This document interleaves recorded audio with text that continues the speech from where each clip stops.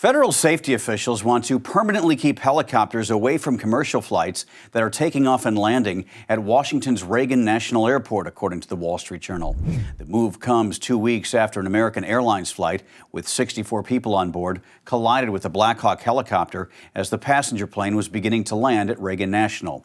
Both aircraft plunged into the Potomac River. A total of 67 people died. There were no survivors. FAA senior officials are now trying to come up with a long-term safety plan to deal with the busy airport in Washington, D.C., which has 3 runways and where space is tight. Right now, helicopters are temporarily banned from flying in the same corridor of the deadly incident. The chopper routes are often used to shuttle senior military officials around the region or for training in the event that American political officials need a quick evacuation from the region.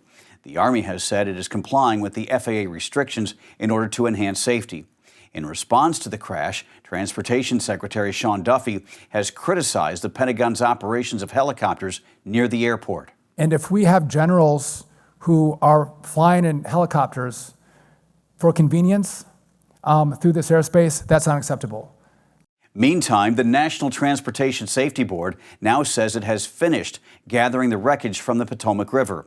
The NTSB will now continue its investigation of the pieces recovered at its labs or the facilities of the manufacturer. Investigators are continuing to analyze the cockpit voice recorder and flight data recorder from the American Airlines flight.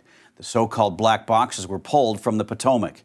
In addition, investigators are still in a fact-gathering mode, talking with Army aviation personnel. The NTSB has already determined that the helicopter was flying 100 feet above its authorized altitude when it collided with the plane.